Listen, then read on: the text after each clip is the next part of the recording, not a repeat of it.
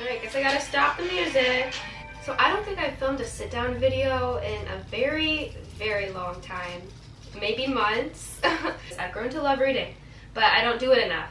But I finally set the goal to myself to do it. And I read 4 books throughout January. Granted, this one, well, I was like halfway through and then I finally finished it, but it still counts because I finished it in January. And then I'm currently reading The 5 People Who Meet in Heaven, so this will be my February book. But I thought it'd be very fun to make a video today just like talking about my reflections on each of these books because I've been wanting to make book-related videos, and I thought this was a good place to start.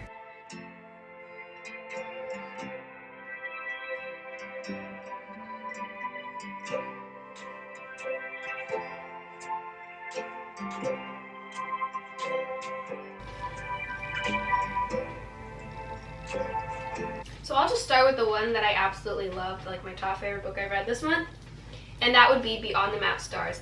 This book I already talked about a little bit in my other video, but basically it's about this girl who is part of a family that they have strict values that they follow. This girl has a different idea of what she wants to do in life that the family doesn't agree with.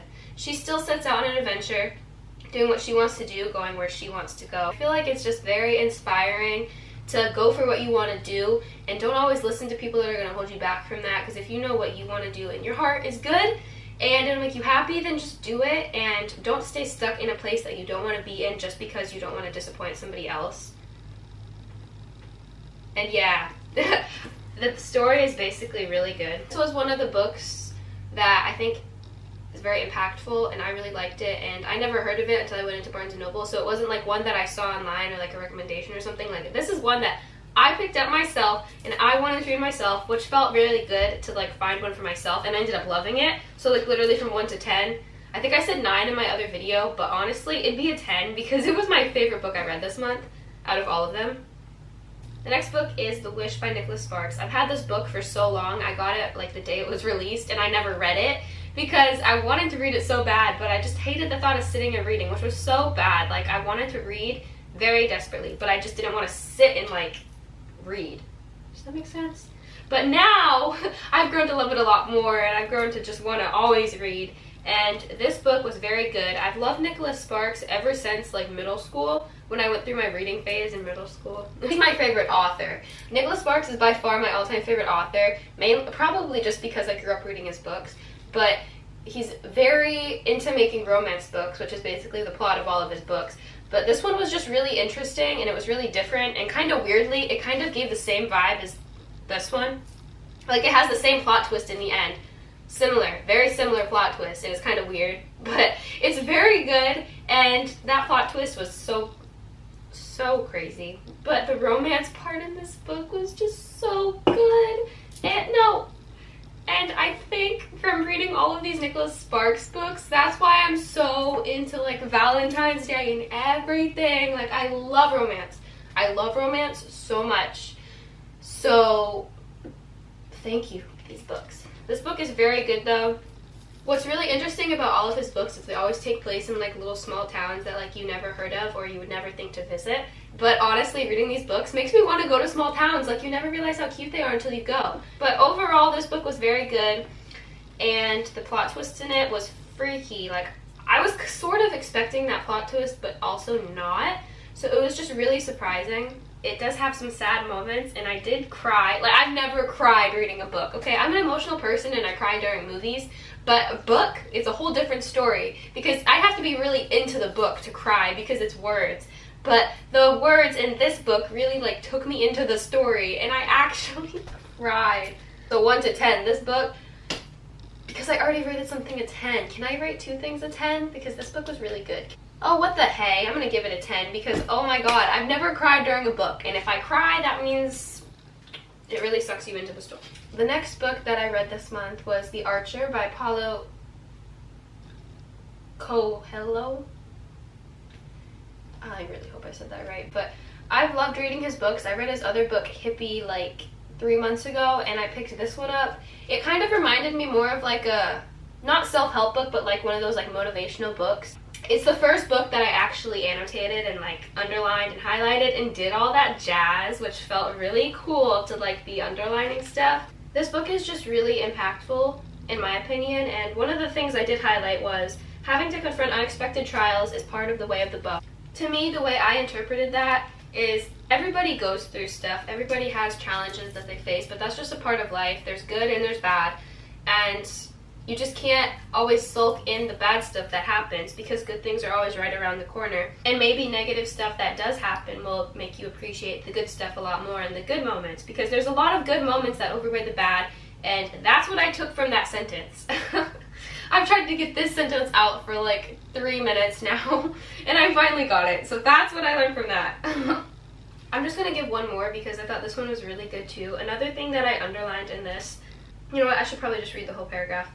When he reaches this state, he no longer needs the instruments that helped him to learn. He no longer needs the bow or the arrows or the target. This is where I underlined. Because the path is more important than the thing that first set him on the path. What I took from that is, if you have a target in mind, not like a bow and arrow, but if you have a target in mind, figure of speech, that you want to hit, don't always focus on just getting there, getting there.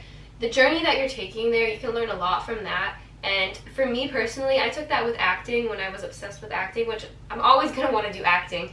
But when I was obsessed with acting, I was just so focused on getting to the destination, getting acting, getting my first role. But the whole journey, now that I look back on it, to get to where that was incredible. Like, I went to California for a month, I hung out in California, I did so much stuff. Like, I was just focused on, like, do this, get this. And it's like, don't focus so much on what you want to do in the end where you miss what you're going through now, because what you're going through to get there can teach you a lot, and it could be really good, but you're missing out on it. From 1 to 10. This from 1 to 10, I'd give an 8. That is so freaky. My phone just buzzed, like vibrated, but there's no notification. What? So the next book that I did read was one that was recommended to me. It was The 7 Husbands of Evelyn Hugo. I already talked about this in my other video, but just to reiterate, because I very much so did like this book. I've heard mixed reviews on this book. Like, a lot of people have said they loved it, and then a lot of people have said it was alright, or like it wasn't as good as people thought it was. But in my opinion, because I love acting and because I've been obsessed with like that whole idea and that whole world for so long, I absolutely loved it. And reading this book just brought back all the feelings that I had when I was as obsessed with acting as I was, which I still, gonna say it again, I still do want to do it, and I still hopefully will do it someday. Speak it out. I will do it someday. But I just really loved this book, and I think what I took away from this is that even though like certain people's lives can appear like very glamorous on the outside and like full of pizzazz and sparkle and fame and whatever be, doesn't mean that everything's like right on the inside, or you don't even know the steps that the person took to get there. You don't know what they're going through. You don't know how they handle each situation that they had to encounter to get where they were. My dang camera just turned off. It's so rude when I was in the middle of my sentence. Let me backtrack. Let me think where I was at. Yeah, but basically, you don't know the steps that people took to get where they got. You don't know what went on in the past. And just because someone's life appears perfect or perfect on the outside doesn't mean that it was actually perfect. Because this girl who got to where she wanted to go, she hit what she wanted to hit. She hit the fame, she hit the money, she hit the fortune, she hit everything. She had the movies, everybody knew who she was. She wasn't really perfectly happy on the inside because she wasn't doing one thing that she really wanted and what she really loved. She wasn't hitting that, and I'm not going to say what that is because in case you want to read the book, I mean, I'm sure most people have read it because this was a TikTok book. I don't have TikTok, but this was a TikTok book, so I'm sure a lot of people have read it, but if you haven't, I don't want to spoil it. So she didn't get to truly get what she really wanted in life until the very late stage of her life, which was good because then she was fully happy, and she actually found out that made her happier than what she had known her whole life. But that's basically what I took away from this book. I absolutely loved this book. I don't care what anybody says. I loved this book. I feel like it was so good, and the hate, or not the hate, but the criticism on it, everyone has their own opinion. But I think it's really good. And from 1 to 10, let's see, 1 to 10, I'd rate this a 9. So those are the 4 books that I have read throughout January. But it is now February 2nd, and I'm currently reading The 5 People You Meet in Heaven. Like I said at the beginning, I'm 30 pages in, and so far it's very good. And I think I said this in my other video, but I still feel like I've read it before. The story sounds so familiar, which is so odd because I don't think I've ever read it, But maybe I did when I was little and I just don't remember. Granted, you don't really remember stuff when you're a baby or whatever, but maybe I did. So I think I want to do another one of these videos at the end of February, beginning of March on my February book reads, because I'm making a goal to read more books this month because I love it. I love reading and it just makes me so happy. Each of these stories each had their own ideas and stuff that was brought up that was really good and really intriguing to read. Like, I felt like each book was its own world, and I just like dived into that world and like took a peek into that world, and it was just so cool to do. Like, I loved it. And with that, that is going to be the end of this video. I'm very excited to make this video again in March. Can't wait to see how many books I read this month.